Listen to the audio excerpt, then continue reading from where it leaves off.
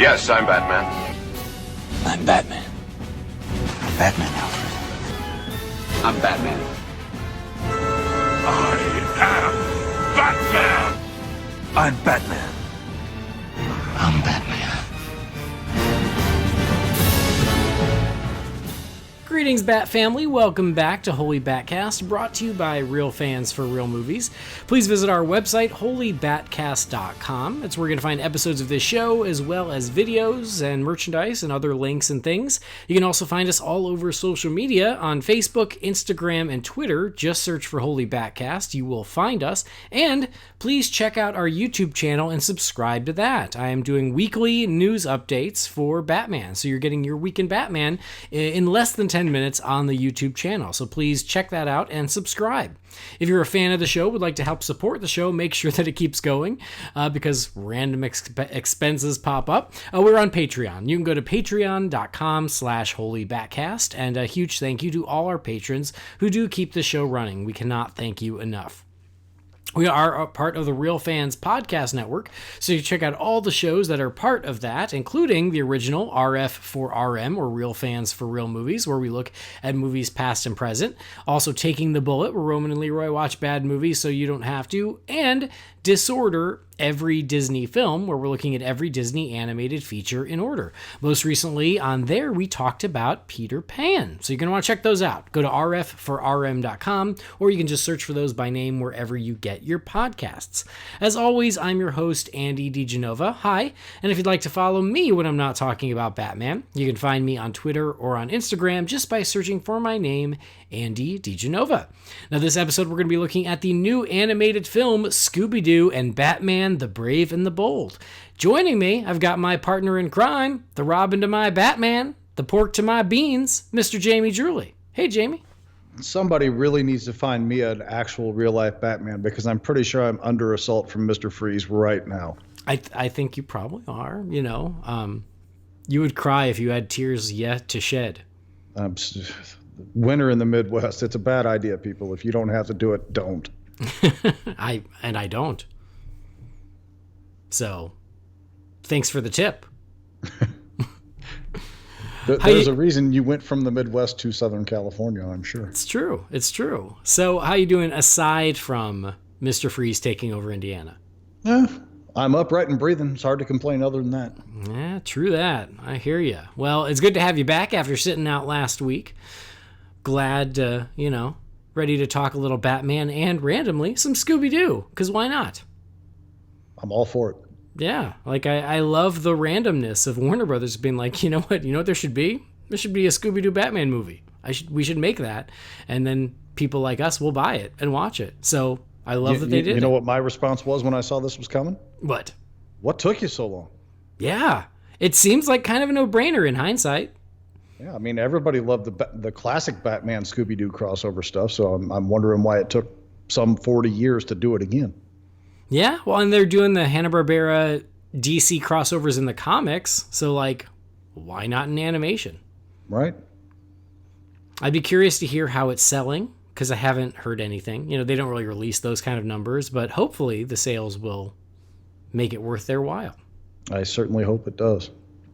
I hope so. Not to give anything away about how we felt about the movie. Yeah, spoilers. I mean, I hope it bombs and nobody watches this dreck. Because I like my Batman dark, damn it. At this point, I'm invested enough in these DC animated films that even the bad ones I want to do well, because I don't want to risk the potential good ones coming down the pipe, you know? Right? I mean, we love getting just like the constant stream of stuff, and because it is constant, you can get a lot of different kinds of stuff. And this is a perfect example of that, of like, we get Batman 66 throwbacks with those animated movies. We get the connected continuity DC animated films. We get the weird, like the one-off adaptations like Gotham by Gaslight that's coming. Like, you get a little bit of everything. That's kind of awesome. There's a Batman for everybody, and the DC animated films are certainly taking advantage of that. Yeah, for sure. Well, anyway, I guess without further ado, let's talk about the new movie. It is out there, guys. Scooby Doo and Batman, the Brave and the Bold. It's available on DVD and digital only. Boo. Still trying to wrap my head around that one. Can I say that? So that's how you got to get it, unless I guess you wait for the streaming service, which eventually is going to show up. But it is out there on one of those two platforms, so pick your poison. But yeah, we watched it, and now we're going to share what we thought of Scooby Doo and Batman, the Brave and the Bold. Scooby Dooby Doo, where are you? We got some work to do now. Scooby Dooby Doo, where are you? We need some help from you now.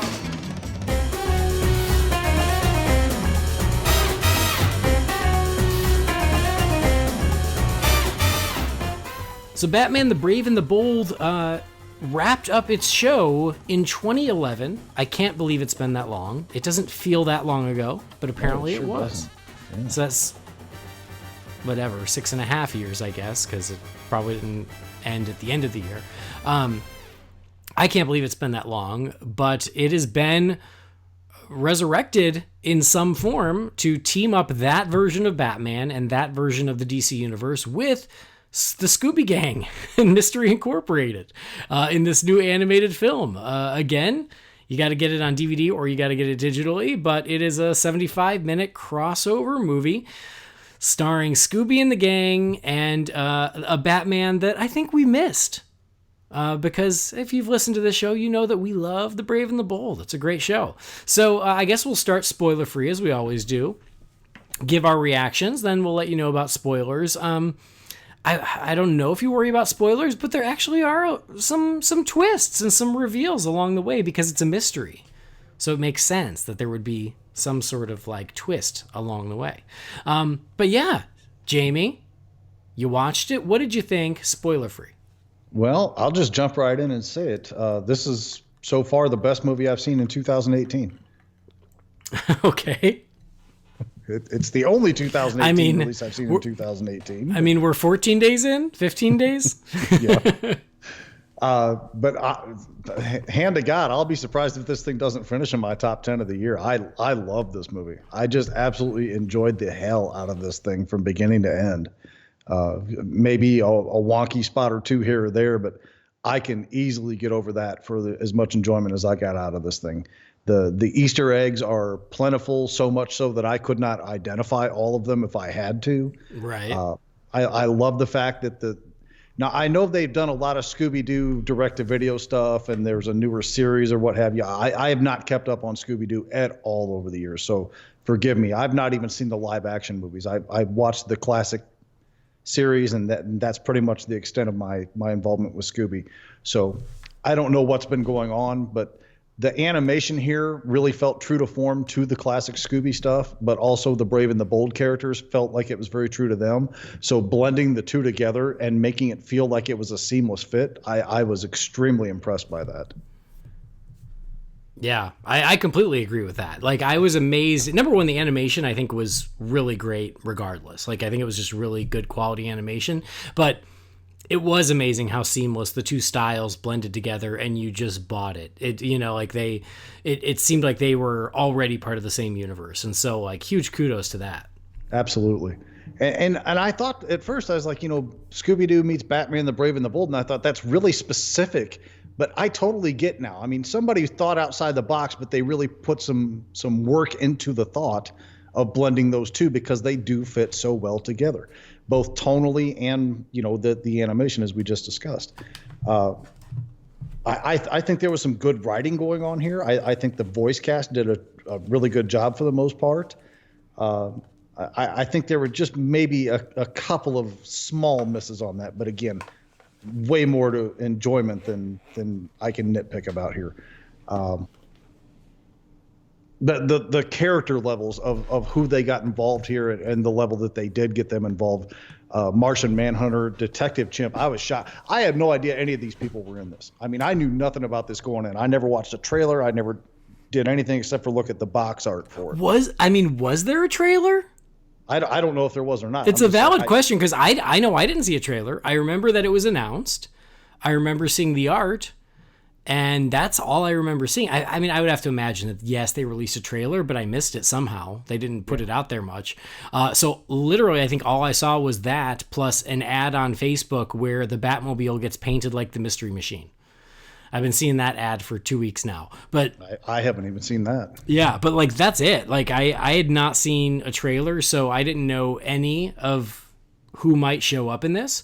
I would say don't mention those until we get over the spoiler wall. Okay. I don't know if that counts as spoilers, but let's just to be safe.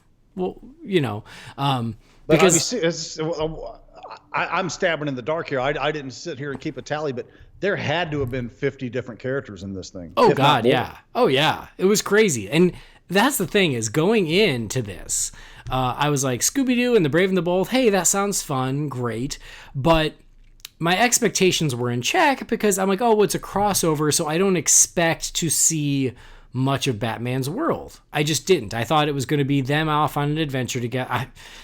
Forgive the comparison, but it's kind of like Batman and Harley Quinn, where because it was about them basically teaming up and going on a road trip, we didn't get much of Batman's world. We just got that. And I expected that from this. But boy, was I wrong. Like there is so much of Batman's world. Yeah. Exactly. So much of Batman's world, so much of Gotham, and so many characters. I also thought, I'm like, well, one of the beauties of The Brave and the Bold is seeing Batman team up with a lot of random DC characters. And in my mind, I'm like, oh, well, but in this one, instead of teaming up with another superhero, he's teaming up with Scooby and the gang. So that's the team up. And I was so pleasantly surprised that, again, that's true, but so much more. There were so many other characters that they managed to weave into this thing. Some, show up right at the beginning, but then new ones continue to show up throughout the entire movie, where I'm like, oh my God, how fun is this? So half the fun is just seeing who's going to show up next. Right. And if you're a Batman fan and you're a little bit on the fence about this, I very much like Andy, I expected this to be the world of Scooby-Doo and Batman showing up in it. Right. But what we really get here, and this really isn't spoilery, this is basically the Scooby-Doo gang showing up in Gotham City. Yeah. So, yeah, I mean, this is very Batman-centric. It's not Batman, fish out of water or in any way out of place. Everything fits together very well, and this is very much focused in the world of Batman. So if you were on the fence thinking it wasn't going to be enough Batman for you, think again. It's worth your time here. Oh, totally. I mean, this could have been like a 3-parter of The Brave and the Bold. I would watch an ongoing series of this. Yeah, me too. But yeah, I mean, you're absolutely right. It would have fit in just perfectly on there. I mean, shoot, I would even say they visit more of Batman's world in this movie than they did in The Brave and the Bold. Because The Brave and the Bold, because it was always team ups, they were always elsewhere. Whereas this is very Gotham City based. Yeah, you might be onto something there. I don't know if I would say more, but I mean, certainly as much anyway. So yeah, I was really pleasantly surprised by that. And just overall, and as you say, like, yeah, this is a Batman, The Brave and the Bold movie guest starring Scooby and the gang, as opposed to a Scooby-Doo movie guest starring Batman. Right. And that does make a huge difference because, of course, we love Batman, right? We dedicate way too much of our free time to it. And I have a passing nostalgic affection for Scooby-Doo. But it's not any, I don't own any Scooby-Doo merchandise. I don't, like you said, I haven't followed what, recent incarnations. I remember watching it as a kid, and so I have a little bit of affection for it, but I kind of left it there. It's not something I've followed up with. So for people out there who are like, oh, I kind of want to watch that, but I'm not into Scooby-Doo, it doesn't matter. Pick it up. If you're a Batman fan, pick it up, because that's the strength of it. They go all out with Batman and his world and his rogues gallery and Gotham City. It's a Batman movie. And the Scooby stuff works great. It blends beautifully, but you might even forget how much you liked Scooby-Doo until you watch this, because even as I watched it, they had a lot of fun tweaking Scooby-Doo's formula, and which I got a huge kick out of, because a lot of it was stuff I had forgotten about, and then they would make a joke at its expense, and I was like, oh yeah, that was That was always Also, a thing. Some of those meta moments in there with that were really the highlights of the film, or some of the highlights of the film. Absolutely. We'll talk about that when we get over the wall. That the one thing in particular, I'm still kind of laughing about it, thinking about it, and it's been over an hour since I watched it. Yeah, there's a lot, and it starts almost from the beginning where I went, okay, like they know what they're doing here. And if you liked Scooby Doo as a kid, which again, like I watched it, but it was never my favorite, but I watched it enough to know that every episode was kind of the same. And a lot of people have made jokes about that over the years. I remember South Park did a whole Halloween episode that was essentially a Scooby Doo episode. Right. And so like there were just certain Scooby Doo things that happened in every episode, where it's like, oh, now that we're all together, let's split up. That you were like, oh God, yeah, every episode of Scooby Doo. And in this one, they immediately call out those things, and always good in a good natured way, always, it just having fun with it. Right. Yeah. And I don't think it ever does. I mean, even though some of the jokes are at the expense of the Scooby universe, I don't think any of it's disrespectful. I think it's all in fun. The love is there for it, and the nostalgia. It's strong with this. I think the characters are done justice. I think the story, plays off them. It doesn't ever do anything to them that's. It sounds silly to say because it was a corny show, but I mean they don't treat it wrong. I think they very much do right by it. Mm-hmm. So if you're a fan of Scooby, I don't think this does anything to offend your sensibilities as a fan of that series going in. Right. Well, and it's very much like The Brave and the Bold. Like we always said that The Brave and the Bold has fun with Batman without making fun of Batman. Mm-hmm. And this same thing with Scooby Doo. Like it has fun with Scooby Doo, but it's not making fun of it. Right. So it's a great balance. So if you're a Scooby Doo fan, I think you would love it. If you're a Batman fan, I think you'll love it even more. So, I mean, I didn't even say, but obviously I'm on the same page as you. I had a blast with this movie. I loved it. I thought it was great. I have one major issue that we'll get into, but I just thought it was fantastic. It was incredibly entertaining. Like I said, I loved the animation. I think the animation style was great. I loved revisiting this version of Batman and his extended universe because, again, it's not just him. And again, like it was really fun to revisit Scooby-Doo after all these years in this way. If I'm going to watch Scooby-Doo, I'd prefer it to be with Batman anyway. So for me, this totally worked. I loved it. I always got excited when the Batman episodes of Scooby would show up when I was a kid. And it seemed like those were actually pretty rare, at least when I was watching the show. I don't recall running into those nearly as much as, some of the episodes of that show I feel like I'd see like 2 to 3 times a week. But like the Batman episodes, I was lucky if I got them once a year, Oh, totally. And I only watched those shows because Batman and Robin were in the opening. There was always the shot where like Batman and Robin caught Scooby and Shaggy in the opening. And then I would wait to see who the guest star was. And if it was anyone but Batman and Robin, I'd change the channel. I'd go, Sandy Duncan. I don't know who Sandy Duncan is. Flip. I'll watch He-Man. But I always checked because I didn't want to miss the ones with Batman. Right on. And I will say this, since we're talking about it, you went with the DVD, didn't you? I did. Because you're still not a digital guy. Well, it wasn't even the opposition to digital in that case. It's just, I feel like this one, and I made the call going in before seeing it. If we travel or something, we have DVD players in my wife's SUV. Right. So the kids can watch it versus if I bought it digital, they wouldn't be able to watch it unless they all wanted to fight over my phone or something, which is just no good. So I just went ahead and did the disc because I feel like my kids probably would watch something like this. And if they don't, I might, because this thing's got a lot of rewatch value for me, which is something I haven't said a lot about some of these DC movies that we've done over the last year or so. This one's going to get some mileage out of me, folks. That's awesome. And I mean, that is it, is for the ones that are more kid focused, we saw this with Batman Unlimited. Is the very first Batman Unlimited came out on Blu-ray, and then after that, the two that followed were only digital or DVD. And I thought that was so silly because I want the Blu-ray, especially because the Blu-ray usually comes with digital anyway.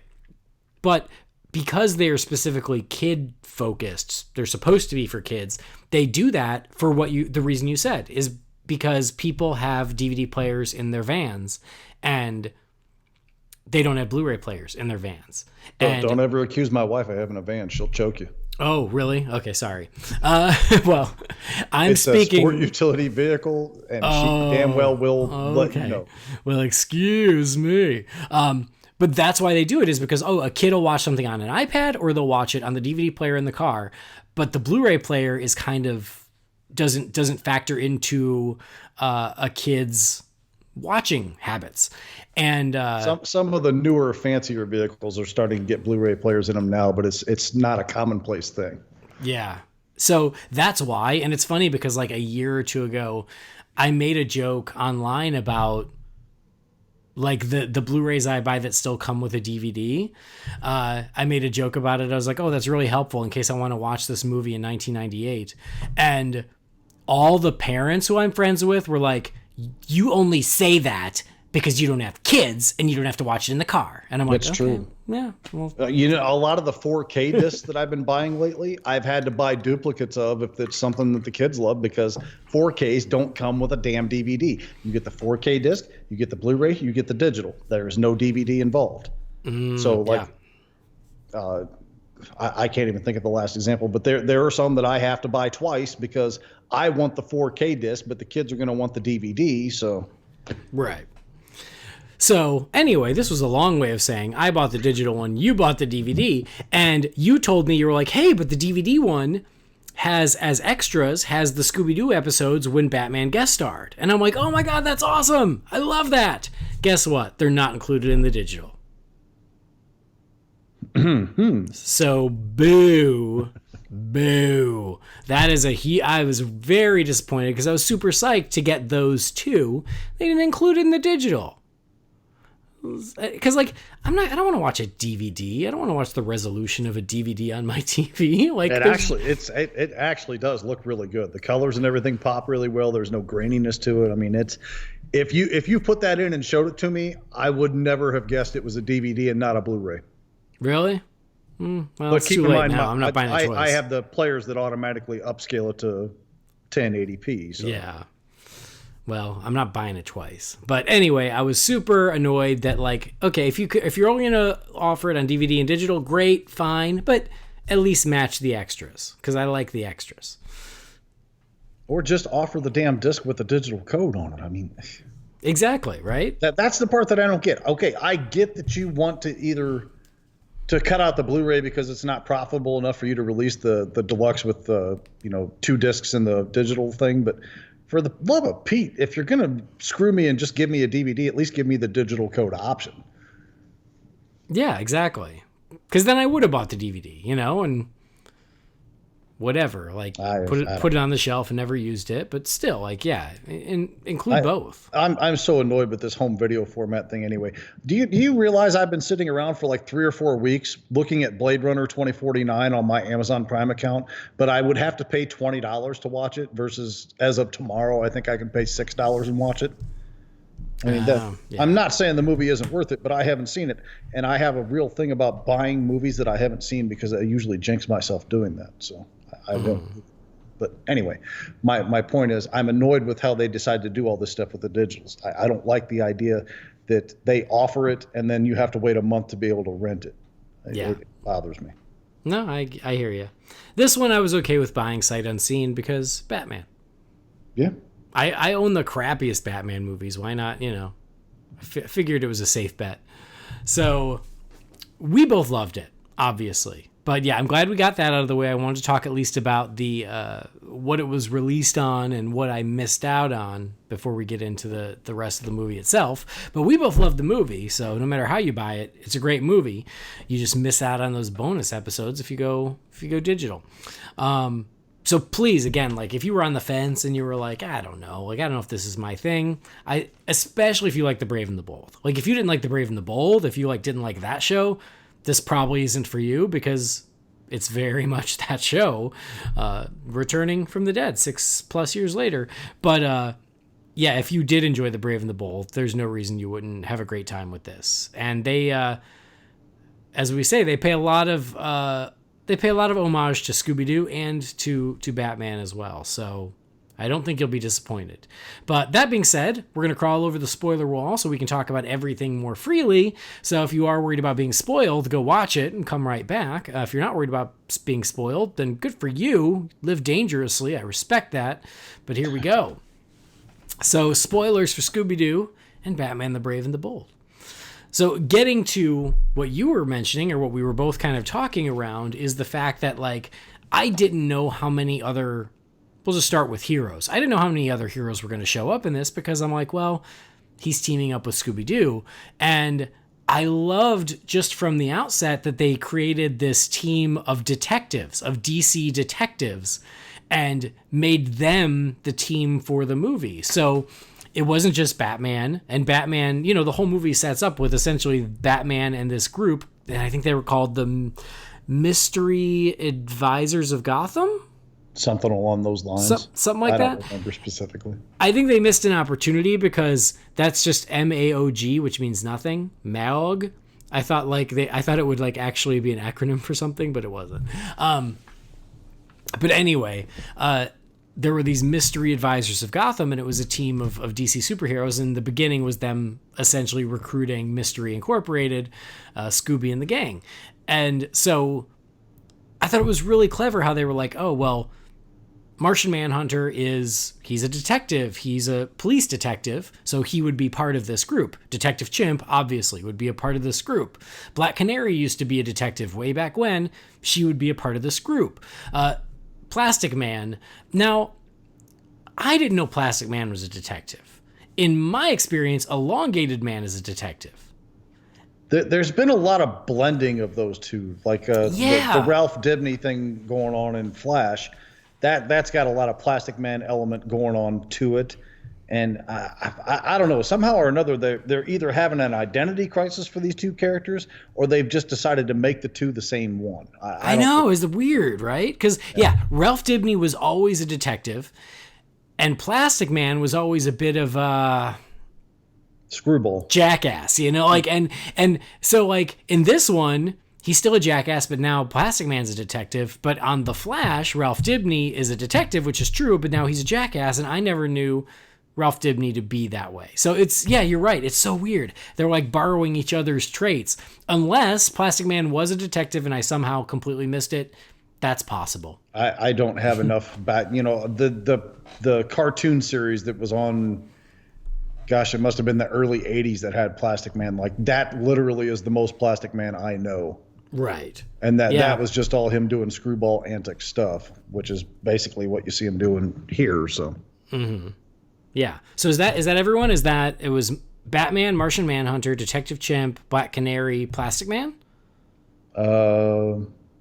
Well, I mean, you had the guy from the question, and the one from Cleveland Yard, I think he said it was. Oh, yes, obviously that guy.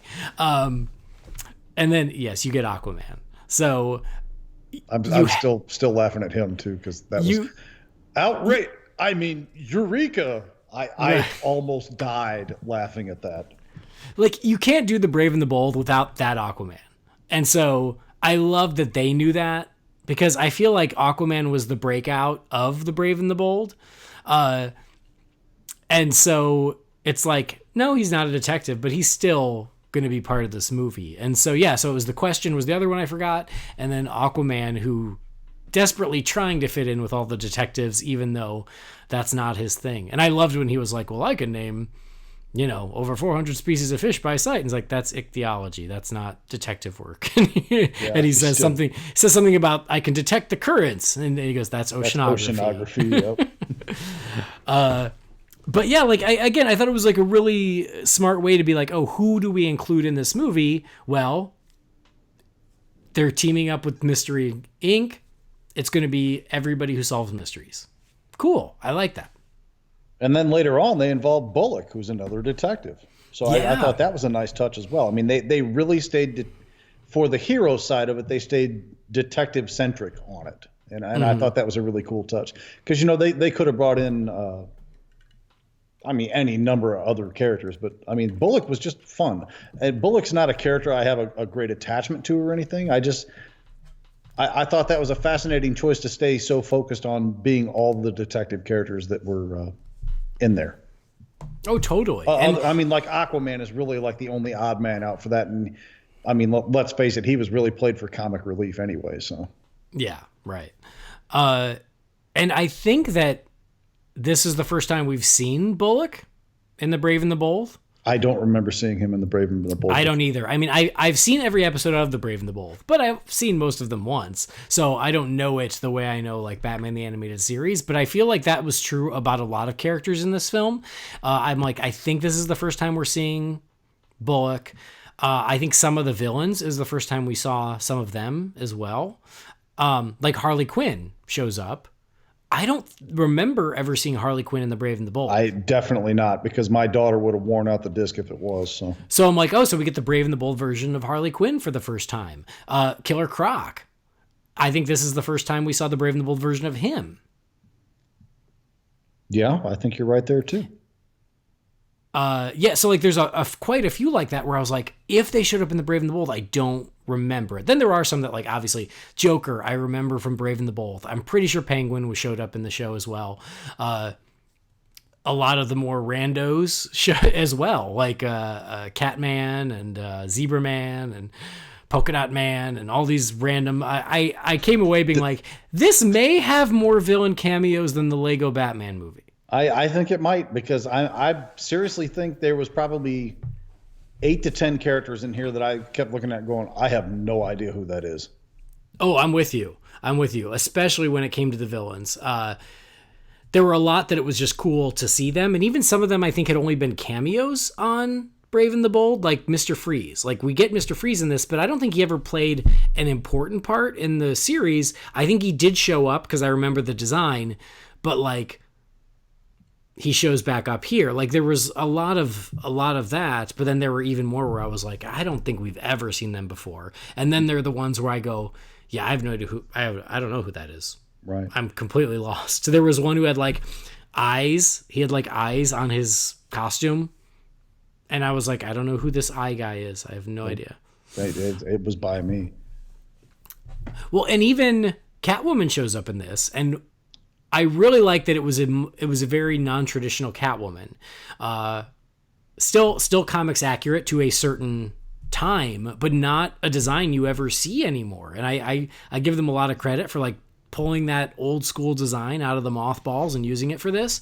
That design was so unique to what I'm used to seeing. I had to actually focus to figure out, is that Catwoman or is that some other cat female villain? Because I wasn't recognizing, the whip comes out and that sort of thing, and you're like, okay, that's got to be Catwoman. And her talking like the cat, saying meow and all that thing. I mean, all signs point there, but I mean, the design was so unusual. It's like, is that Catwoman or is this some other random one that I'm not sure I know who it is? I know. I totally hear you. And I don't know if she ever showed up in The Brave and the Bold. I don't remember. Not in that form. She didn't. I'm sure of that. I don't remember. So anyway, I just love that. I love like they just packed this thing with characters. They packed it with a really cool variety of heroes, and then they just went nuts with the villains, but in a really fun and entertaining way. Like, it never feels overstuffed. It remains pretty focused. But I do love the synopsis on online where it says like they team up to stop the Joker, and I'm like, well, not really. No. The Joker has an extended cameo, but he's not really part of the main story. That's called using the name that everybody knows. Exactly. I mean, even the cover art, you and I were talking about this a week or 2 weeks or whatever it was ago, and I was flipping my wig because I looked at the cover art, and in the background you see the Joker mobile, and I was like, oh my God, a Joker mobile sighting. You don't see that every day. Right? So, I mean, just cool things were going on here. Just through and through. I mean, there's hardly a panel in here that doesn't have some kind of an Easter egg in it.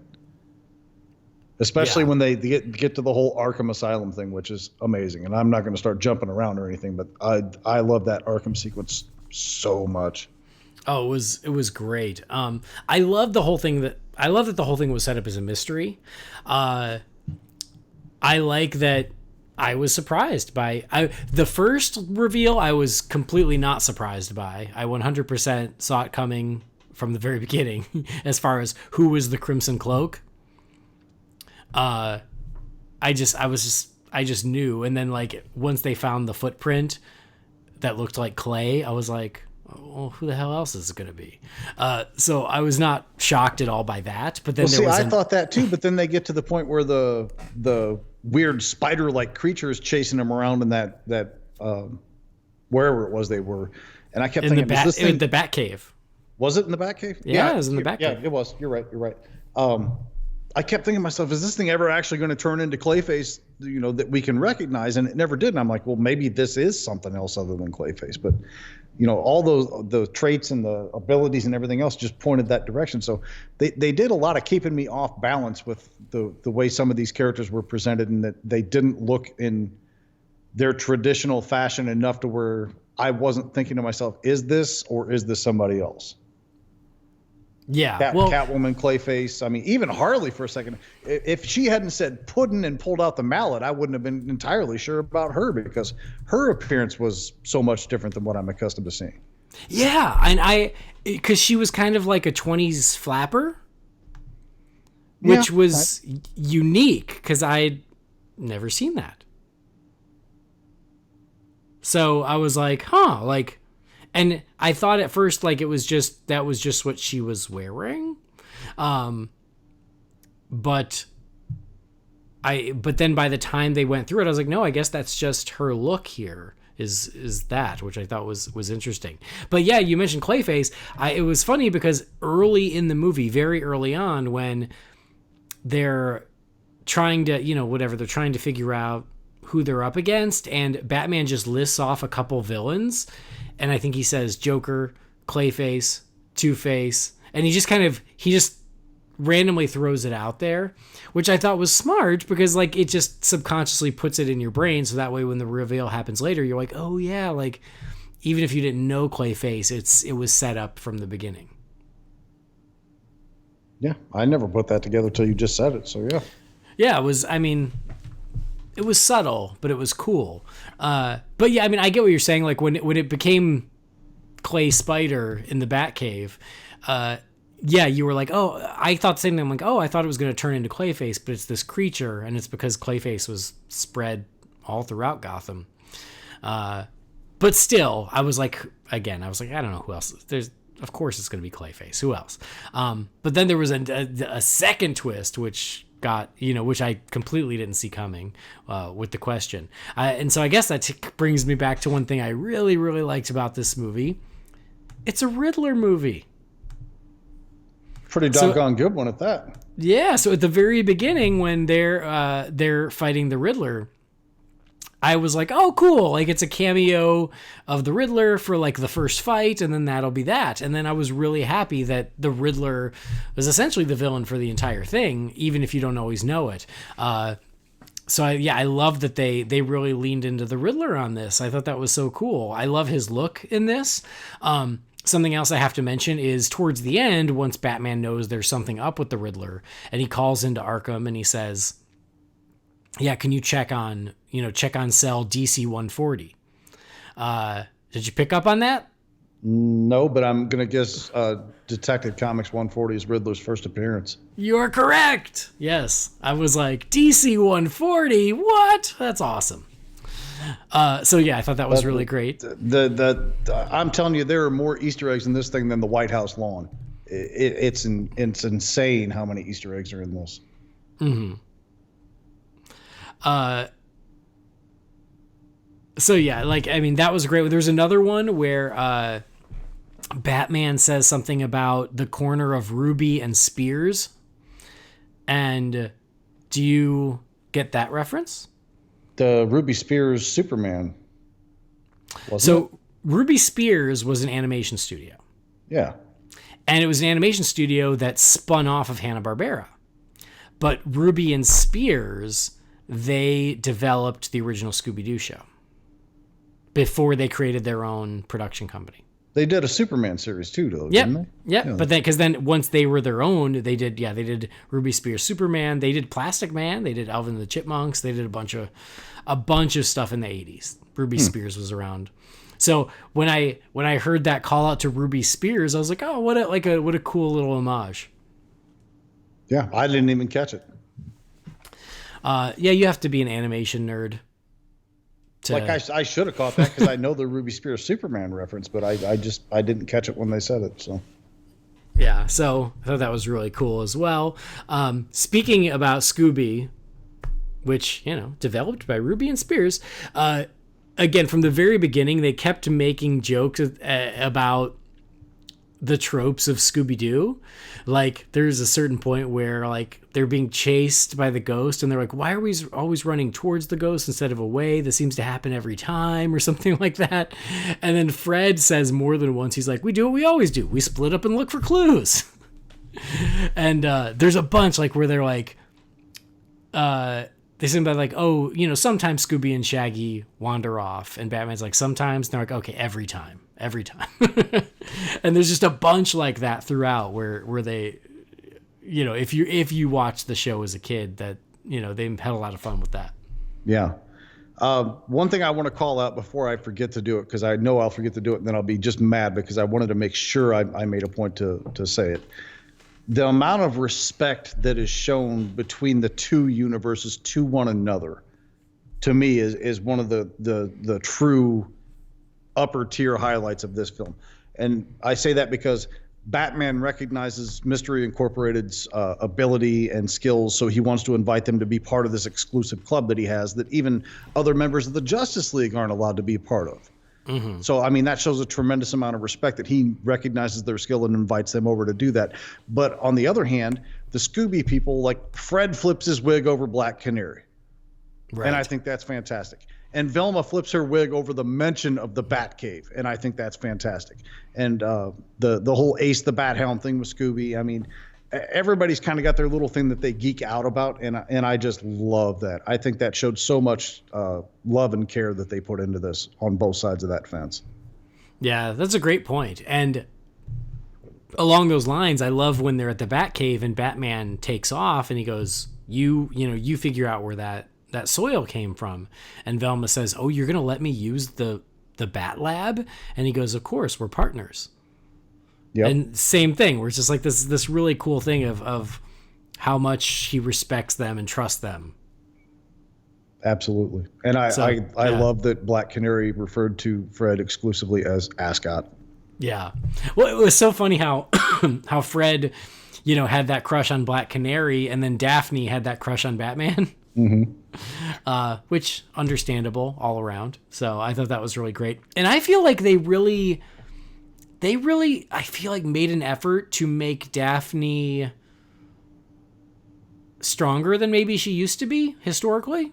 And again, she may have altered as a character over the years into whatever current format these direct-to-video movies they've done and whatnot are.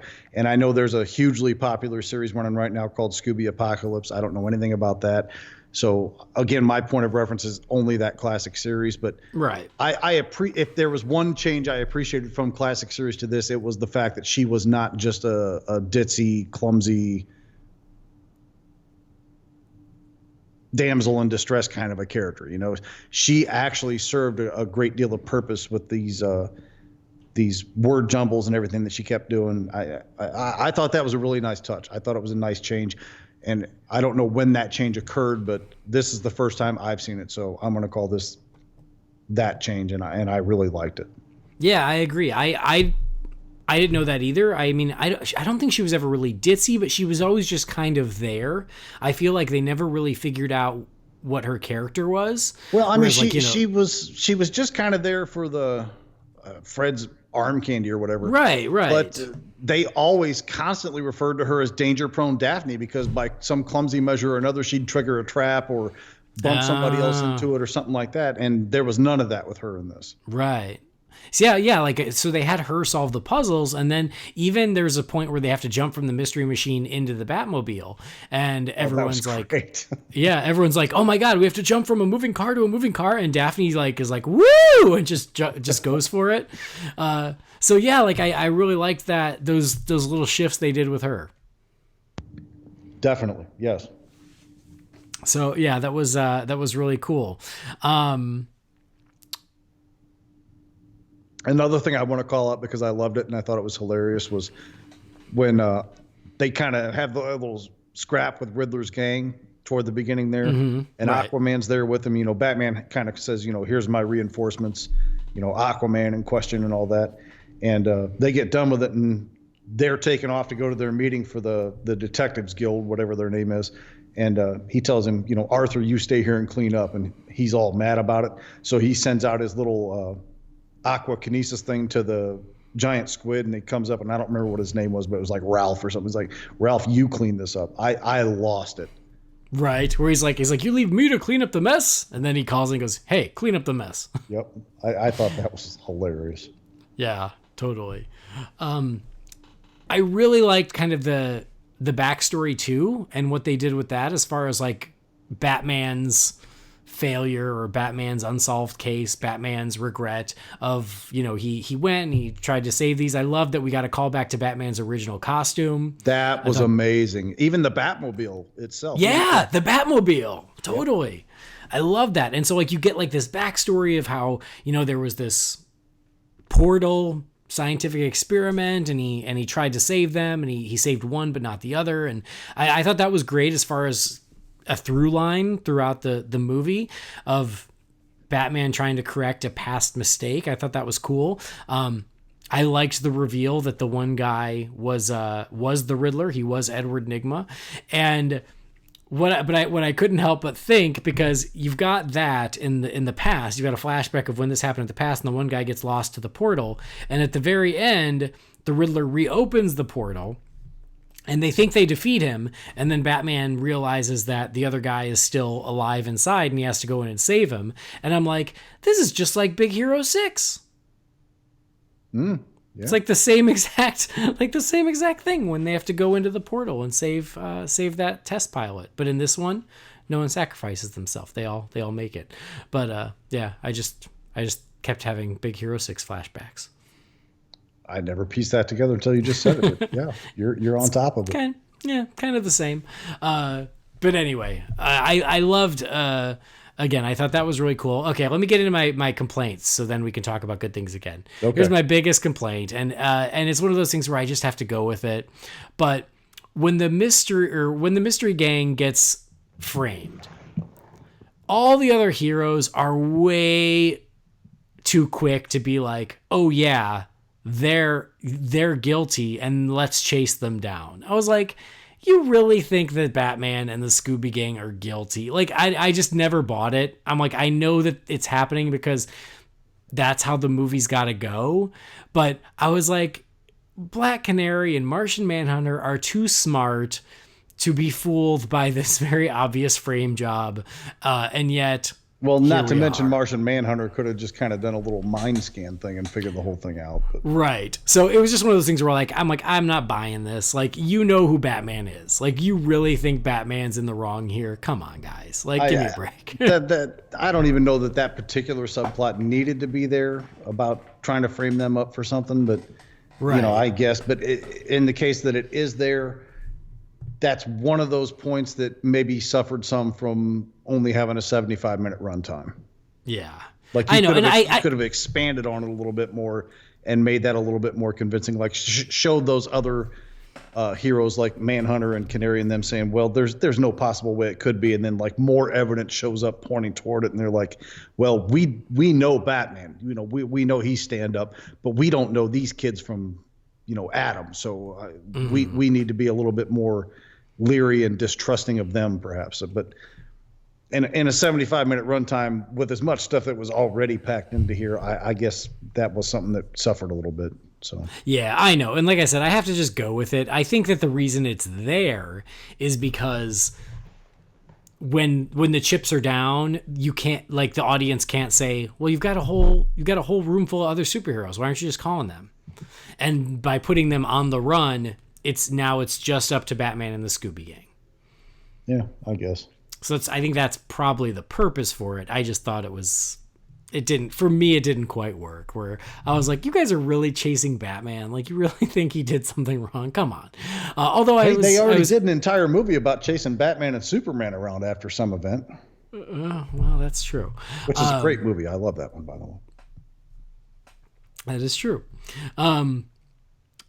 But yeah, but I'm like, but then, we get a pretty entertaining chase scene of these other heroes of Plastic Man, Black Canary, and Martian Manhunter chasing Batman and the Scooby Gang. And I loved when Martian Manhunter had them. Oh, I died laughing at that. Because I thought to myself, as soon as he picked up the back end of the car, I'm like, all he has to do is kick on the jet and he's going to, like, run away from the fire. And then he flashed to the thing and it's like, Martian deterrent or something like that. I'm like, oh my God, he's got a button in the car strictly for that. And he hits it and you think the flames are going to come out and the box of cookies comes out. I'm sorry. That was too funny. It's okay. Good. I'm glad it worked. I'm glad you enjoyed it. Yeah. I mean, it was so stupid that I had to laugh at it. Right. Just completely preposterous. I mean, there are so many nods like that to almost I mean, there was some definite 66 nods in there, but I mean, had the 66 feel to it, even though that's something that, like, never would have happened in Batman 66. Right. Other nerdy nitpick, though, is, like, Martian Manhunter's supposed to love Oreos. Well, you not got to pay chip. to use that name, son. I know. But yes, I thought that was a great gag, especially because they set it up so well previously, where, he steals the cookies from Scooby and Shaggy, which was super funny. So I loved how they set that up and paid that off. But the reason I said earlier that I think that this movie is more Batman focused than the show was is because, we spend time in the Batcave. Brave and the Bold was almost never in the Batcave. We go to Arkham Asylum. Brave and the Bold, if they went to Arkham Asylum, I don't remember it, and it was not often. Like, they did it in the musical episode because it was part of one of the songs, so I at least know that. But, like, we spend time at Arkham. We spend time in the Batcave. We spend time with the Gotham PD because of Bullock. Like, we even go to the Arkham Cemetery. So I just feel like it just feels so much more like a Batman movie than I expected. But getting to the Arkham scene, that is where it's just Cameo City. We see the Scarecrow, we see Mr. Freeze, we see King Tut, we see all of these guys. Two-Face, I think, is in there. Poison Ivy, so many, and then you get just like peeking in the windows of those cells would have been enough, but no, it just kept turning up. And that's all I thought it was going to be. As I was like, oh, cool, we get to see them, great, awesome. And then when stuff goes bad and all those cells open, and then it's just villain free for all, it's just awesome. Yeah, it was great. And the cemetery scene, I thought I was going into a full-blown Halloween episode right there. Me too. When they were in the cemetery, I was like, oh, is this something I can watch at Halloween? But it didn't last long. I'm counting. I don't care. I'm counting it. Well, okay. I heard a wolf owl. I saw a moon. I'm counting it. Nice red sky. Okay, I'll go with it. I'm with you. I'll always try. But yeah, so like the Arkham stuff is great. I thought it was hysterical with Shaggy and Scooby. Number one, some of the gags in the cafeteria. Oh, that, the food fight thing? Yeah. Well, there was like I can't remember what they were called, but there was like a psycho-themed food that was something about Norman Bates. Bates burgers or something like that? Something, and it had like a knife, and then there was a Hannibal one, and it was like the salad looked like it was like a brain. And there was a third one, but they, they had like those fun nods. And then they end up, in the cafeteria with all these villains with Harley and Poison Ivy. And the part where they're like, we're going to have to eat our way out made me laugh so hard because I just loved how they used that same style every time, like, the heroes defeat the bad guys with punches and kicks and action. But here it was just Shaggy and Scooby eating mass quantities of food, like in those big freeze frame, I thought it was really funny. No, it was funny. I was trying to think of something else that happened in there. It's not important. Anyway. But yeah, they manage to get out. I really liked the Scarecrow's look. I don't know if we've ever seen him before. I can't remember. But I thought he was creepy looking. I liked that. I like just Raven the Bulb was always chock so full of that stuff anyway. It's hard to tell because you always had that beginning sequence with the villain, and then you could have the main story of it. So some of these characters might have shown up, and I'm just not remembering it. But exactly, because it could have been a cameo, or it could have just been one of those quick intro sequences, and it's easy to forget a lot of those. The bit where Scooby and Shaggy dressed up in the goofball tailgater costumes. Yeah. And they're like, and I'm like, oh, I can't believe they're even going to try and squeeze one of these in here. And it was I don't know if that other guy was supposed to be Grundy or who that was supposed to be. That was Blockbuster. Okay, Blockbuster. Oh yeah, Bane and Blockbuster. Another and more cameos. Right. So they're up there. They're getting ready to rip stuff apart. They open up the back end and they're grilling out like football tailgaters. Shaggy's talking in his dumb accent, and they hand him the hot dogs, and then they grab the ketchup. And this is a sentiment that I share, and whether you share it or not, I don't know. But ketchup does not belong on a hot dog. It's true. Mustard belongs on a hot dog. Ketchup does not belong on a hot dog. Well, Chicagoans would agree with you, but that's why I had to move away, because I still like ketchup on my hot dog. You communist. I know. Sorry. But then in Chicago, that's a big thing. It's like no ketchup on hot dogs. Ketchup does not belong. I mean, in Indiana, everybody puts ketchup on everything, and I'm just like, stop, just go away. But they take off, and Batman says, I forget exactly how he worded it, but he's like, "There's no way that should have worked," and then Velma says, "Just go with it." Yep. That was hysterical. Perfect. I agree. I loved it. And then they go back to the Batcave, and here's why I'm glad I didn't know anything about this movie, because there were nice surprises throughout. We get and I'm ashamed of myself that I didn't pick up immediately what was going to happen as soon as we saw the costume case. I should have, but I wasn't thinking about it. I didn't either. Okay, good. Because they have the costume case, and it's like, oh, cool, it's Batman's original costume, it's Robin's costume, it's Nightwing's costume, it's Batgirl's costume, it's even Ace the Bat Hound's costume. And I liked it. It was like, oh, Scooby, did you know that Batman had a dog? And Scooby was like, yeah, of course I did. And so I loved that, just as more just like paying homage to Batman's history. And I'm like, oh, that's awesome. I love that. It never crossed my mind that would come back until things started to progress. And I was like, oh, wait, they're not gonna. Are they gonna? And then sure enough, they all end up donning those costumes for the big finale. And that's something that now I'm seeing on the marketing, that they're giving that away, which sucks because it was such a fun surprise going in where I was like, okay, the Scooby Gang is all dressed as members of the Bat family. How awesome is that? I never saw it coming. I genuinely, until they showed up with it and all, and I went, oh, wow. It was never something that even crossed my mind that was even going to be possible. I don't know why. It was right before it happened where they were like, oh, Batman's in trouble. Then I went, oh, that's why we went costume by costume. Oh, I got it now. No, it got by me, so. Yeah, it was awesome. I love that. And then again, if you're going to do a mashup between Scooby-Doo and Batman, you take full advantage. And yes, dress up the Scooby Gang like the Bat Gang. I love it. Yeah, I thought it was great. So great. And even I even got it. Oh, go ahead. Go ahead. I was going to say, I got a kick out of Shaggy's accidental acrobatic landing, where everyone else has the grapples and he screws his up, but he ends up doing a flip, and I just got a little kick out of that gag. Yeah, still got the superhero landing going out of that. Yeah. Was it toward the beginning with Aquaman? I died laughing at this too, even though in some way it almost felt like it was kind of a stab to the heart of Batman, but it was still hilarious to me.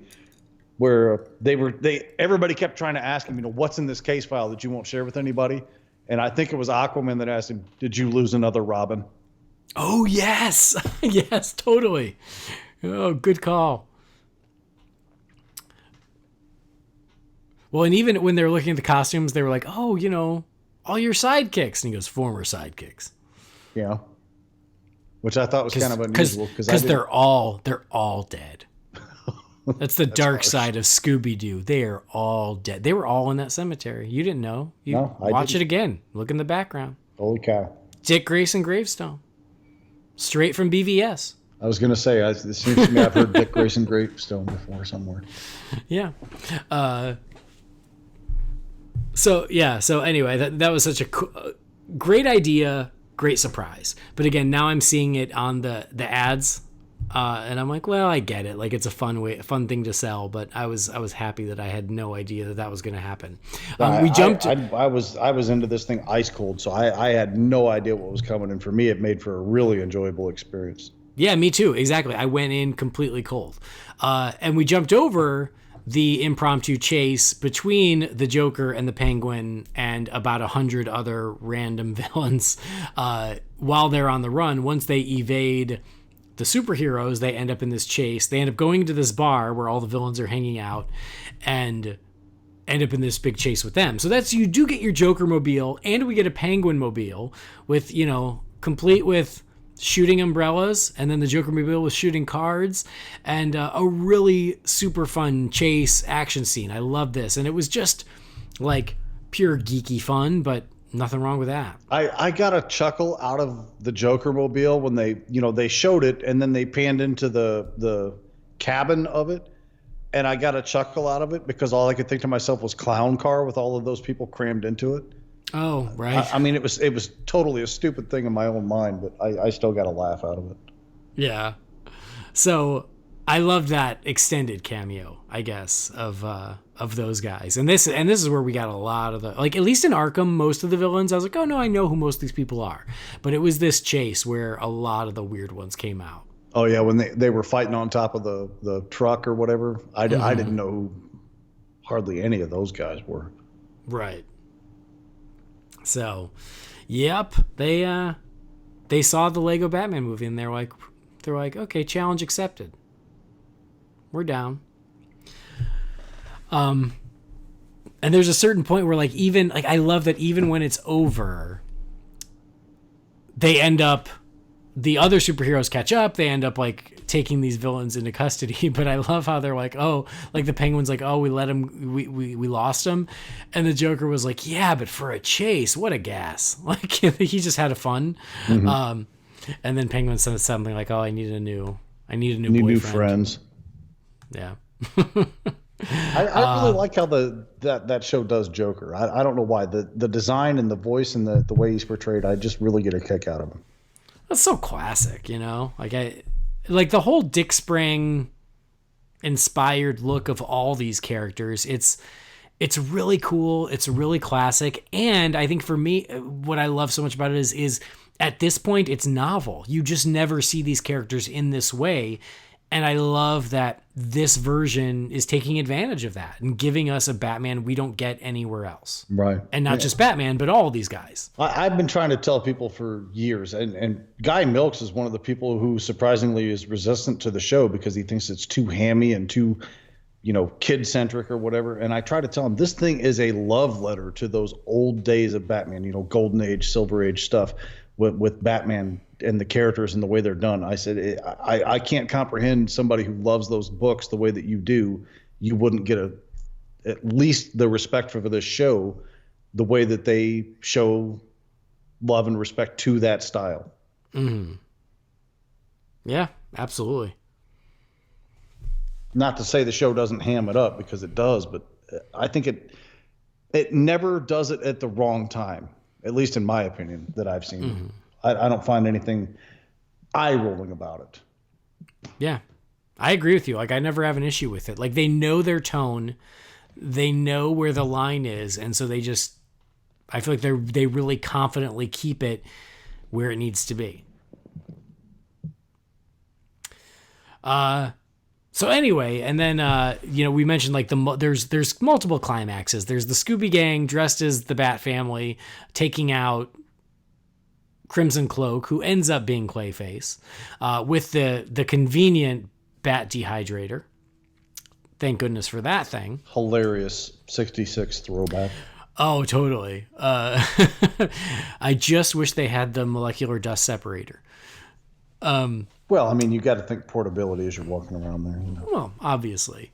But so yeah, like they defeat Clayface, and you kind of think the movie's over, and then that's when you get the reveal of the Riddler has been amongst them the whole time. He took the Question's place, and I watched it twice, and I was like, I was afraid it didn't quite work, but after watching it, I was like, no, I think it works. It only works if Question was knocked out for a long time. You just have to assume that he was, but otherwise it works. Especially with the Riddler they talked to in Arkham being Clayface, or being another offshoot of Clayface. But then the Riddler, he launches into the next climax, which then is, leads them to go in and save that I forget the guy's name, but whatever the lab assistant's name was that Batman thought he had failed so many years prior. So yeah, I thought that's the one I never saw coming. And I didn't pick up on it that the Question stopped asking questions after that opening scene. I did, but then I was like, I almost treated it like Etrigan. Like Etrigan almost always speaks in rhymes, but there are some times when Etrigan does not speak in rhymes, and it seems a little bit unusual, but it's not unprecedented. Right. So in this case, I just thought maybe, okay, they're kind of leaning away from that for the fact that they just don't want to be a nuisance with constantly making this guy ask questions. Yeah, I'm not a big enough question guy to pay that much attention. So to me, it wasn't even a red flag. I just was like, oh, okay, whatever. Now he's just talking normal. That's fine. They did get Jeffrey Combs back, who did the Question on Justice League Unlimited, which I thought was really cool as well. But yeah, so I didn't even pick up on it, and I really liked how that factored into Aquaman. Aquaman mentioning it, just because it's like, oh, good, I'm glad you stopped doing that because it's annoying. And then Batman picking up on that. So that was really clever too. Yeah. The only thing I didn't find a lot of cleverness in was there were definitely two, maybe three of the Riddler's riddles I thought were really weak. I guess like that's maybe my biggest nitpick about the entire thing. And that's a pretty weak nitpick to even mention. Right. But I mean, there was so much cleverness everywhere else. I can't expect, I guess, perfection out of it. But, the whole red, white, and black, white, and red thing, I thought that was pretty... I thought the silence one that Velma figured out, I thought that was pretty ingenious. That's a pretty good one, yeah. Yeah, the black, white, and red all over was it was really just a takeoff of the riddle that everyone knows, but... Well, I mean, clearly the answer to that is a zebra with diaper rash, but... Oh, I thought it was a sunburned penguin. Oh, there's that too. Yeah. But yeah, so I'm sorry, I mentioned that Jeffrey Combs came back as the Question. Diedrich Bader came back as Batman. So good to hear his Batman again. I love his Batman. I genuinely do. Speaking of like not keeping up with Scooby Doo, I had no idea that Matthew Lillard now did Shaggy's voice.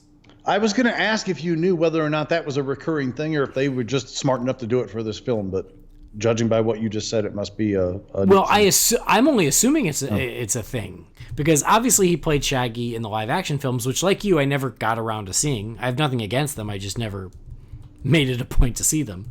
I have heard that they said that Lillard did a phenomenal job in the character. But yes, exactly. Like he is, like for the people who didn't like that movie or those movies still said he was good in it. So like, but yeah, I mean, look at this. He's done it on Robot Chicken. He's done it on Be Cool Scooby Doo. He's done it on Lego Scooby Doo. He's done it on Scooby Doo Shaggy's Showdown, whatever the heck that is. Scooby Doo and WWE, Lego Scooby Doo, more Lego Scooby Doo, Scooby Doo and Kiss, Scooby Doo and the Beach Beastie. Like, yeah, I mean, he's getting steady work. He's the voice of Shaggy now. More power, which I think is, I know, like I've always liked Matthew Lillard. I've always liked him. I think he's cool. I've got a place in my heart for him just because of Scream, but Of course. Well, I think that's it. I think Scream is why I liked him initially, and then like he just seems like a cool dude, and I also love the fact that like how he embraced being Shaggy. I just think that it shows that he's a cool guy. Oh, and also because he was in a Muppets movie, and also shows that he doesn't take himself too seriously, which I always appreciate. But yeah, anyway, point being, I didn't know he was now the voice of Shaggy, and he is, and he's great, and how cool is that? John DiMaggio is back as Aquaman. I did not realize that he was Aquaman. Yeah. He's the one that I voices love him. Bender, right? Yeah. That guy Bender gets a lot Bending of work. Rodriguez. Oh, he's MVP as far as voice acting. Frank Welker, Scooby Doo and Fred. Which is still weird to me because I'm pretty sure he's the one that voices Megatron on the original Transformers. Tara Strong, Harley Quinn, and Poison Ivy. Having a conversation with herself, that's schizophrenic stuff. Yeah, I do it all the time. It's the only intelligent conversation I get. Kevin Michael Richardson, another MVP as Clayface, and Detective Chimp. Like, okay, as Clayface, I can hear it. I had no idea he did Detective Chimp. That's amazing. So I like that we have a few Jokers in here. So with the actual Joker is Jeff Bennett, who's been doing Joker on and off for a lot of random stuff. He did it for the Return of the Cape Crusaders, and but then John DiMaggio is another Joker from Under the Red Hood, and Kevin Michael Richardson is another Joker from the Batman. So it's like a Joker reunion. That's like the coveted role that everybody goes after. Yeah. It's like Macbeth for animated voices. Everybody wants to be the Joker. Grey Griffin is Daphne and Black Canary. I knew her name because of Black Canary from Brave and the Bold. I didn't realize she did Daphne. So yeah, some good people. John Michael Higgins is the Riddler. He's one of those guys where you might not know his name, but if you look him up, you go, oh, that guy. He did all like the Christopher Guest, Best in Show, those movies. Like he was one of the actors in them, you mean? Yeah. Yeah, I'd probably recognize him if I seen him because I've yeah, seen most you'd of know him his if you saw his face. And Tom Kenny is back as the Penguin and Plastic Man. Tom Kenny is SpongeBob SquarePants. Oh, that's But he also right. He also did the Penguin on the Batman. And so, I feel like he's done Penguin in more than one thing. Anyway, just fun to look at the voice cast. So, anything else in the movie that we somehow skipped over that you wanted to make sure you mentioned? I think I got out all the big points I wanted to get out with the laughs were what got me in this one. I mean, there's so much about this movie to be praised, but the laughs, for whatever reason, the squid thing with the cleanup and the no ketchup on the hot dog, that whole sequence and the reaction Batman had to it, just really good stuff. I think I got out all the major points I wanted to. Then we'll hang up and I'll be like, damn it, I forgot to mention that. Yeah, every time. Every single time. But the people at home don't know. They'll never know what we were going to say. So let's do some closing thoughts and some letter grades on Scooby-Doo and the Batman, the Brave and the Bold. As I said earlier, this is one that's going to make rotation. I mean, it's an enjoyable watch. I think my kids, they haven't gotten a chance to watch it yet because they were doing homework tonight when I watched it, but I think they'll get a kick out of it. A lot of respect and homage paid to, Batman, just like Brave and the Bold always has, and the Scooby-Doo characters, I think, were done great justice as well. For as much expertise as I can offer on Scooby-Doo, having not watched an episode in 25 years. Just good stuff. I'd love to see more of this down the road. The same, mix up of Brave and the Bold and Scooby-Doo. I would literally watch an animated series. If they wanted to put out a recurring animated series of this, I would love to watch it. I'd watch it every week. For me, this is just pure entertainment value. This is what I go to the movies for. This is what I watch movies at home for, is I love to be entertained. And this one gave me great entertainment value on the humor level. I think there was a fair amount of heart mixed into it. And just the classic Batman love that you see Brave and the Bold consistently put out in any episode that you watch, and this movie's no exception to it. For me, this is an A+. Wow, nice. Yeah, I mean, I agree with almost everything you said. This was just a great animated movie that does right by Batman and DC and Scooby Doo. It managed to hit all of those and give me everything I want from all of them. It didn't leave me wanting in any of those buckets. It just left me wanting more. I hope they make more of these because I will buy every single one of them. I thought it worked great. It was a great idea. The different elements from the different franchises blended together very well. And the whole thing was incredibly entertaining. Like I said, the animation was really strong. For me, I also just thought it was extremely amusing. It was funny. I loved being back in the Brave and the Bold world, and I loved how much they were able to bring in from that, aside from just Batman himself. So yeah, I mean, I think this is the perfect movie to enjoy with a bowl of sugary cereal on Saturday morning. Like, this is the ultimate Saturday morning cartoon in the best way possible. Can't help but smile watching the whole thing. So yeah, I would give it a really strong A. The other thing real quick was at the end when the Scooby Gang says, oh, we discovered who Batman is. And they were like, oh, he's the most selfless, big-hearted person in the world or something like that. And I loved his response of, yeah, don't let my enemies know. So I thought that was a nice moment between them as well, talking about the mutual respect. So it's a great movie, great animated movie, really nice surprise considering it kind of came out of nowhere and it was here before we knew it, but they really knocked it out of the park with this one. Hear, hear. Yeah. So Scooby-Doo and Batman the Brave and the Bold, absolutely worth your money. Check it out, enjoy it, have a blast with it. Now let's see what you guys have to say as we open the Wayne Manor mailbox. Apparently, you and Batman have a common enemy. That was with the morning mail. All right, here we go. First message is from Andrew Haskell. It says, hey, Holy BatCast family, and Happy New Year. Will there be an episode review of Superman the movie this year because it will be celebrating 40 years? Andrew, thank you for the nice, succinct question. Jamie, I would be totally down if you would. It's already being discussed. But if you want to do it here, we can do it here because the plate's getting full on that other thing. All right. Fair enough. So, yeah, I like the idea. Thank you, Andrew. Next message here is from Jesse Willis. It says, hey, Holy BatCast family, I've got a quick question. Would Supergirl have been a different movie if Christopher Reeve was in it? He was rumored to make an appearance in the movie as Superman. Wow, 2 Christopher Reeve questions in a row. How weird is that? Jesse, he did make an appearance as a poster. He was a poster, and even as a kid, when I saw that poster, I was so excited.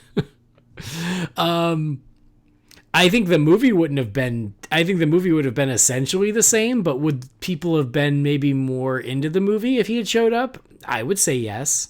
I think it would have added an air of credibility to that movie that maybe it lacked otherwise, that, no offense, Jimmy Olsen couldn't quite bring. What do you think, Jamie?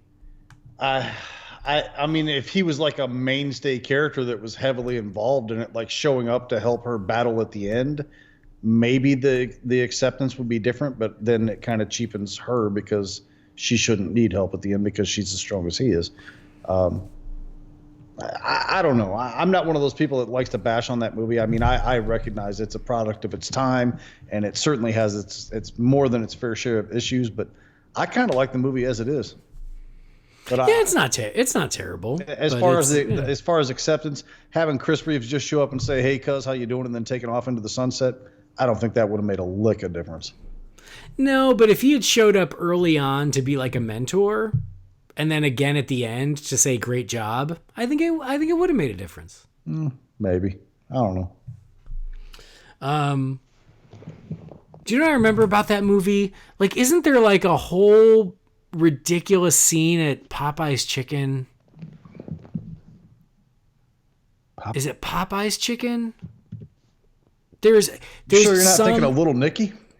There is some shameless product placement of them all going to like a chicken fast food restaurant as if it was like the most exciting plans in the world. We're like, hey, we're all going to Popeyes. You got to come. Well, I get pretty friggin' excited when I go to Popeyes. I can't speak for any of the rest of y'all, but Was it Popeyes, guys? Tell me. I can't remember if it was Popeyes, but it was some chicken restaurant. It wasn't KFC because KFC's was way too mainstream. This was something where you're like, really? This is where they're going? Maybe it's Church's. It could have been Church's. It could have been Brown's Chicken, but I want to say it was Popeyes. You know, anyway, I have that limited edition 2-disc DVD set in the silver case. You know the one I'm talking about? Yeah. And I'm horrified to pull the thing off the shelf because I've been on eBay and see what the hell they charge for those now. Yeah. I own it digitally because all the DVDs were out of print, so I had no choice. I'm sure you paid less for yours than I paid for. Well, actually, I bought mine when it was new, so it didn't matter. But I'm sure you paid less for yours than anybody's paid for one in the last 15 years. Probably. But anyway, there was shameless fast food, is my point, which would have been a... oh, God, what were their names? The Salkins. Sorry, the Salkins. Which was a Salkins mainstay. It's just like Santa Claus the movie and McDonald's. You had to say it. Now I got to go get a damn Big Mac when we hang up. Thanks. Yeah, but it's that shameless. Like that's how and a Coke, that a scene. Big Mac and a Coke. Okay, I'm sorry. I try to be quick and then I get talking about Popeye's chicken. Okay, Daniel Jacobson says this. Hey guys, happy 2018. First of all, I thought the Scooby Doo Batman Brave and the Bold was full of so many insider jokes and it was a fun movie for the whole family. I also like how we have different versions of Batman, one kids can enjoy, and the adult Batman, aka live action. Question, do you think it's good for DC to have more than one version of Batman like I mentioned? And also, as someone who is new to comic books, what DC comics would you recommend I check out? I'm currently reading Young Justice from 1998 to 2003. Thank you for the great work. I love the podcast. We need more Brendan on the show. Dan from Brisbane, Australia. You Australians stick together, don't you? I respect that, but there's going to be no living with him after this. You know that, right? Dan, thank you for the message. First of all, is it good to have multiple versions of Batman? And then what DC comics would you recommend, Jamie? The answer to the first question, hell yes. And what would I recommend? Well, I mean, if we're talking classics, obviously I'd say the likes of Dark Knight Returns. Current stuff, Detective is definitely where you want to be at. I think Detective is still the best of the bunch in Rebirth. I'm still really digging Aquaman a lot. I love Super Sons. I love Teen Titans. The Tomasi Gleason run on Superman has been quite excellent. God, I read so much now. It's ridiculous. My stack just keeps getting bigger and bigger, and somehow I managed to keep getting through it. Most of the Bat stuff in Rebirth is not going to be disappointing for you, although I'm not the biggest King fan. I'm clearly in the minority for that, so even that I would say you probably should check out. Yeah, I would agree with all those recommendations. Good call. We've talked about all the famous arcs. You can definitely go that way if you're looking to go backwards, but if you're looking current, you can't go wrong with any of the Bat books, I don't think. I really like those. And then different versions of Batman, of course. I think we talk about that being one of the great things about the character is that there can be that many versions. And Batman should not just be for grown-ups. So it's good that there are ones that are a little more kid-friendly. Next message here is from Kyle Reffner. It says, hey guys, on my last day off, I was mulling over my Bat library trying to pick up a comic to read or a movie to watch during the kids' nap time. Typically when this happens, I usually end up putting one of the discs from the animated series into the player until I decide on what I actually want to watch. Anyway, one of the all-time favorites of Bat fans everywhere, Heart of Ice, started playing. Naturally, this made me want to watch Batman Sub-Zero. While I was watching it, I got to thinking, Mr. Freeze is probably my all-time favorite Batman villain. I was wondering what you guys would think of a good, non-ice pun-making Freeze getting one of the main villain slots in Matt Reeves' new trilogy. Personally, I think there's just as much potential here as there would be with a decent Scarecrow or Riddler. Can't wait to hear what you have to say from your Bat friend, Kyle. P.S. You guys need to review Batman Sub-Zero. Batman fights a polar bear. Why are we not talking about this? Kyle, thank you for the message. You named my 3 favorite villains anyway, Kyle. Riddler, Scarecrow, and Mr. Freeze. So yeah, of course. I agree with you 100%. Those should be the 3 villains for the Matt Reeves trilogy. Done. Tweet it to Matt Reeves, tell him we've decided, and that's it. Done. Case closed. Jamie, what do you think? I'd watch this. I'm totally fine with that. As far as that type of Mr. Freeze getting on a screen, honestly, I'm surprised that it has not been widely considered already, other than obviously Heart of Ice is recognizable and everybody loves it. You know, that portrayal is iconic at this point. But I can't help but think that studio executives have probably thought to themselves, there's no effing way I'm ever touching Mr. Freeze after what happened in 1997. Which is sad. Which is sad, but right or wrong, that's probably... I'm no studio executive. I'm no movie behind-the-scenes expert, but I would have to believe that plays a huge part in the resistance to getting Mr. Freeze back on a screen again. It could be, but I also think that it's just not... It's not one of the first ones you think of. And so he's probably just lower on the list of priorities. Well, for a I lot mean, of people. Riddler would have to be one of the first you'd think of, and you don't think that Jim Carrey performance is hurting that from getting back on a screen? I could be out of line here. I don't know, but that's how I feel about it. No, I mean, you might be right. So yeah, I'm with you. And then Batman, Mr. Freeze, Sub-Zero. Yeah, it's on the list. I think that's 20 years old this year. Boom, baby. Yeah. I just saw that for the first time like a year ago, maybe Yeah, 6 so- months ago. It wasn't very long ago. Add it to the list for 2018 because I think that came out in 98 because they delayed it to distance it from Batman and Robin. All right, next message here is from Clint Hester. It says, "Hey, Andy and Jamie, I was wondering your opinions on some of the stuff about Batman White Knight, such as Jason being the first Robin and Nightwing being the second, because that doesn't feel okay to me. Finally, the writer wants to release the volume in its original form as R-rated with nudity and more violence. I personally am okay with it, as long as it's not gratuitous. Keep up the good work, and thanks for the great podcast." Clint, thank you for the message. I have not read this yet. It's on my list, thanks to Jamie telling me I have no choice but to read it. So I'm going to let Jamie take this question. Jamie. I think it's fine as is. I don't think it needs any additional nudity, violence, or any of that other stuff. I think it probably would be borderline gratuitous to do it that way, even if the writer wants to do it. I think borders don't need to be crossed when you have a quality story the way that this one's being presented right now. It would feel almost like a cash grab to release a quote-unquote director's cut or whatever it is they're calling these comics that are like redos with extra stuff in them now. As far as the changes that they made with the characters, I kind of get what you're saying, but at the same time, this isn't an in-continuity thing, so it's not like it affects, anything that's going on in the mainstay outside of these 6 books, which... 4 books into it, I really think that White Knight was my favorite book of 2017. I think it's a superb story, and I've adored almost every page. And when the story, when it gets to a point where you think, this is weird, what are you doing to me? Well, I mean, have you jumped a shark here? And then all of a sudden the next page gives you the reasoning behind why what happened. I think it's brilliant writing, and I love the nods that story is paying through artwork and through story to various classic things. And in fact, the writer, I think his name's Sean Murphy, he caught a tweet that I sent out about issue number 4 because there was a nod to the Over the Edge Batman the Animated Series episode, which I love. That's my favorite episode of that show. And I was like, oh, I love this nod. And he sent me a tweet back. He replied to me and said, "You're the first person to catch that." And I was like, okay, my 2018 set, I'm good. See y'all later. All right.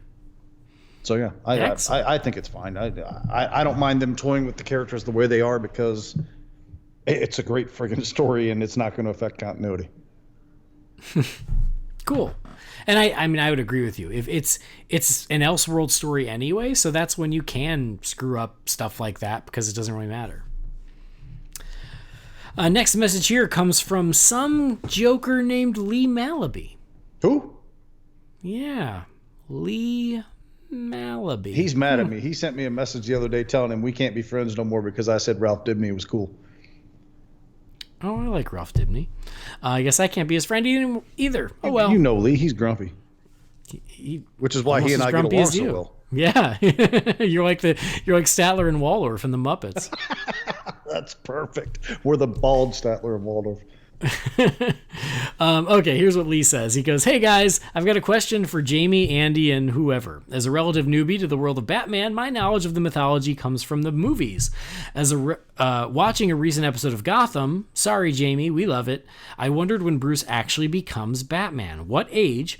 And is it to tackle the villains like the Joker, the Penguin, Scarecrow, or does he become Batman to clean up Gotham, or do the villains come about because of Bruce becoming Batman? Thank you so much for the effort that you guys put in. I know firsthand how much effort it takes to make a podcast, and I love what you guys do. Keep it up. Your good friend, Lee Malaby." Oh, he's not grumpy when he wrote this. He was in a good mood. I know, except for saying he likes Gotham. You ain't allowed to make fun of me for Dibny anymore, Malaby. Yeah, if you watch Gotham and you think it's great, then you and I, we need to have a sit down. Anyway, Lee, thank you for the message. Lee, he runs the unofficial Universal Orlando podcast. So if you're theme park fans, there you go. There's a plug for you. Fellow podcaster, good friend. He loves Disney. Talk to him about Disney a lot. Yes. Tell him all about your favorite Disney things and why they're better than Universal. He loves that. I'm going to wake up tomorrow morning to a message of "you son of a..." So when does Bruce actually become Batman? Usually in his late 20s-ish. Like Batman Begins, I think is a pretty accurate as far as age goes. Like he disappears when he's in college, comes back, I think it was 7 or 8 years later, right before he turns 30. That feels about right as far as when he's supposed to become Batman. Jamie, you agree? I've always kind of had it in my mind around mid-20s, but yeah, I mean, I think we're kind of on the same page there. So that's about when he does. And then as far as do the villains pop up before or after Batman? That is one of the biggest complaints about Gotham, is that most of these villains are already there before there's a Batman. Because generally Batman came first, because I think just the nature of writing comics is you had a Batman and now you had to create villains for him to fight. So I think that was just the nature of it. I'm trying to think of any comics where any of these villains existed pre-Batman, and I can't think of any. Jamie, help? Question mark? Ra's al Ghul. Yeah, right. He'd been around for a long time. I can't think of any others off the top of my head that were plainly obvious in that sense. Right. So yeah, I mean, generally, Vandal Savage, if you consider him a Batman villain, I guess. But right. But usually just because of comics, they're all just concurrent anyway. But yes, that is one of the issues that people have with Gotham. For me, I've just learned to go with it. But I know that there are fans who feel very strongly that villains should not exist before Batman, because the villains should be a reaction to Batman. But I think that there's no reason that has to be the rule. I think that villains can evolve on their own before Batman shows up. I don't, so I mean, I'm a little just more like you just said, if it's an Elseworlds thing, which Gotham's its own self-contained little item, toy with it, have fun with it, do whatever. Just it's exactly. It's like thing, if traditionally and especially, and I think people feel this strongly because of the Dark Knight, because in the Dark Knight, they really present that as that's the case. The Joker is a reaction to Batman, but that doesn't have to be the case. I mean, there's certainly valid stories of like, yes, Batman accidentally created these villains, or these villains were a reaction to Batman, but there's no reason Batman couldn't be a reaction to these villains that the police couldn't handle. I don't think there's any reason you can't flip it if you're telling that story. All right, next message here is from Brian B. It says, "Hey guys, I hope you're having a great and healthy start to the new year. With the new DC streaming service, I have no doubt a new Batman animated show will be on the way. My question is, would you guys prefer it to be a mature and serious approach like the 90s animated show, a kid-friendly version like The Brave and the Bold, or a potential mix of those two. Also, I've got a question for Jamie. I'm not a huge Star Wars fan, but I've loved the new trilogy so far and found The Last Jedi to be an amazing movie. I heard you mention your love for Star Wars before, and I've also heard you grumble a bit about The Last Jedi. Any particular reason why? As always, thanks for the hard work on the podcast. Brian, thank you for the message. First things first, is animated Batman show. Jamie, do you want something serious? Do you want something kid friendly, or do you want a combo? Can I have all three? Right. I mean, I'm not trying to be greedy or anything, but I'm perfectly fine with any or all. Yeah, I mean, for me, it's a combo. Like, I think there's a way to do a serious Batman show that's very accessible to kids. I think Young Justice is the perfect template for that. It's kid friendly, but it's not kiddie. I tell you what, there's three people in my house that love Young Justice more than me: my daughter, and my son. So yeah, there you go. You're exactly right about that. So that's how I feel about it. And then Jamie, please regale us with all of your thoughts on The Last Jedi. 5th. Okay, that was very insightful. I appreciate your candidness. That's all you're going to get from Jamie, Brian. I'm sorry. That's all he's got when it comes to The Last Jedi. He doesn't want to talk about it. That's my sole response. That's it. I'm not talking about that movie. I don't want to talk about this film. All right, one last one, then we are done. This is from David Umlar. It says, "Hey guys, your podcast always provides a few hours of much needed relief from my stressful work week. Thank you for that. I know this may be sacrilege, but The Dark Knight Returns is my second favorite Batman graphic novel. My favorite is Grant Morrison's Arkham Asylum, a serious house on a serious earth. I'd love to see a standalone film based on that book done as R-rated and an artistic horror movie. In fact, I'd love to see WBDC pick up 4 or 5 young, hot, independent filmmakers and commission them all to make their own Batman film with no interference and no connection to any current or future authorized DC canon. Imagine getting 5 new Batman movies in 1 year, all with completely different takes on the character. Instead of fighting to be like Marvel, maybe the WBDC should go in a completely different direction. Thoughts? David Omlar."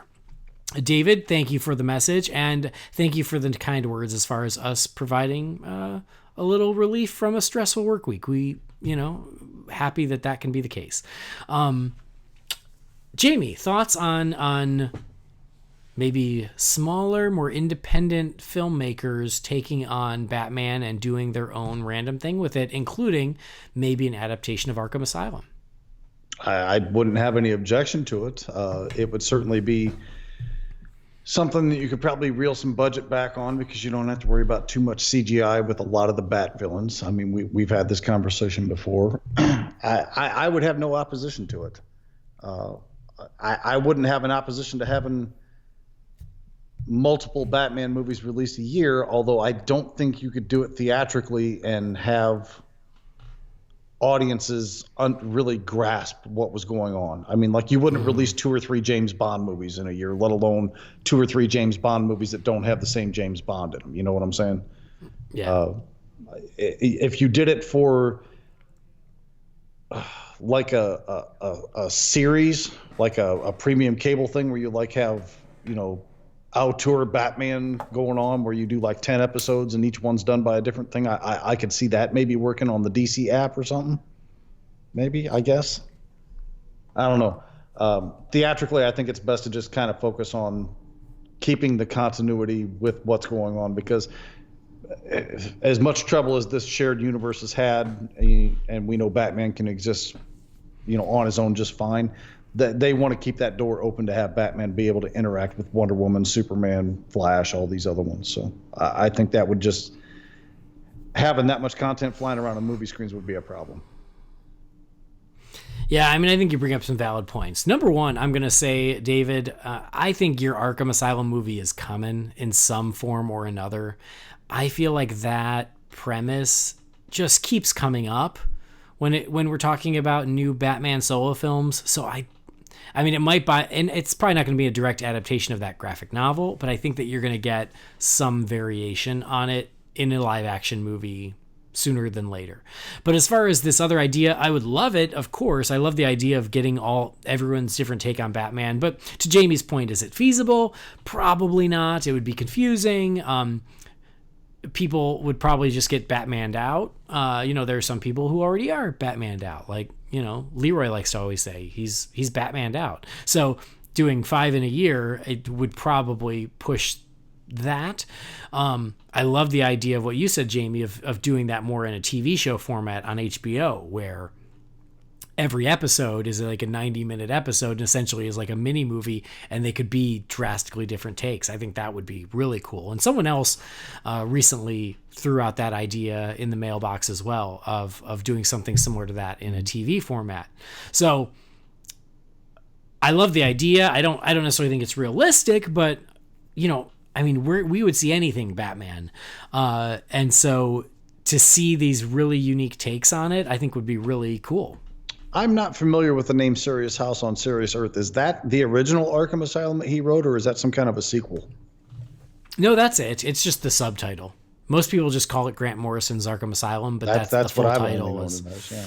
Yeah, the full title is A Serious House on Serious Earth or whatever. That story, I own it and I like it. I've read it twice, but it confirms what I've said all along.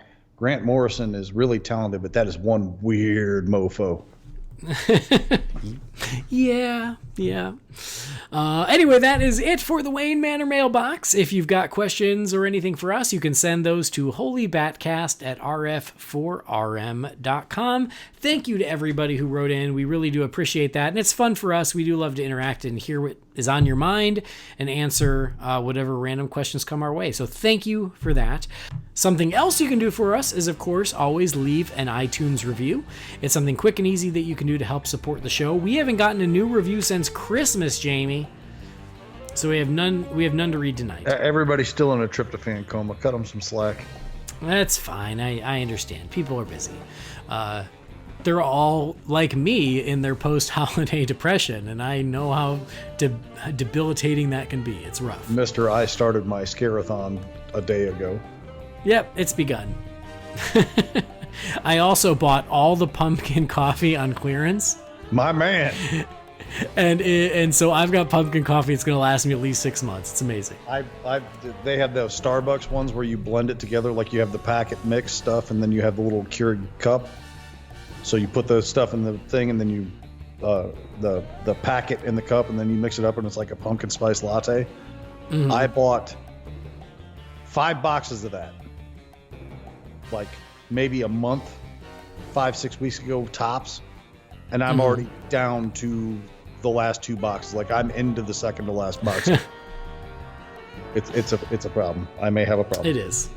You may, but it's all right. There are worse problems to have. True. But anyway, Jamie, thanks for talking Scooby Doo and Batman. If the folks at home want to keep up with you, where can they do that? You can find me on the tweets at BatRaider3960. Yeah, so do that. Go follow Jamie. Ask him about Star Wars, and he'll not talk to you about it. That's exactly correct. But anyway, thank you guys out there for downloading the show. Please do subscribe to the show. It's the second most helpful thing you can do, other than leaving a review, is just subscribe so you never miss an episode. We really do appreciate that. Tell all your friends about us. And thank you, as always, for joining us. Visit holybatcast.com. Follow us on Facebook, Twitter, and Instagram. Just search at HolyBatCast. And don't forget to subscribe to the YouTube channel. But that'll do it for this episode. On behalf of Jamie, I've been your host, Andy DiGenova. We'll see you next time. Same bat time, same bat channel.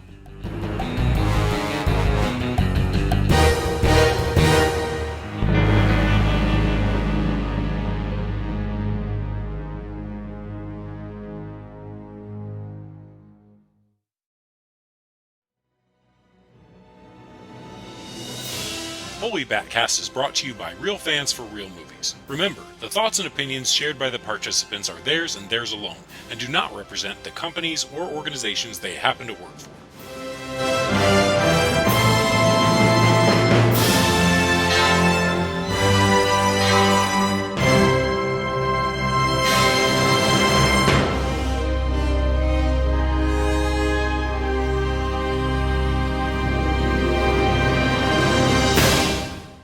Amazing!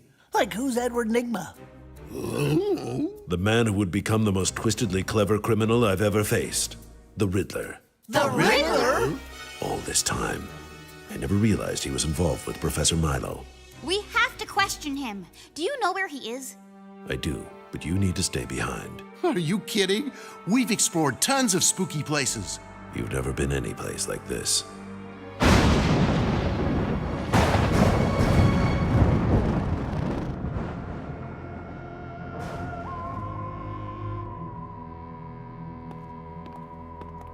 Arkham Asylum. This should be a fascinating insight into the supervillain's psyche. Like Batman was right. We should have stayed behind. I'm man enough to admit it. I'm dog enough.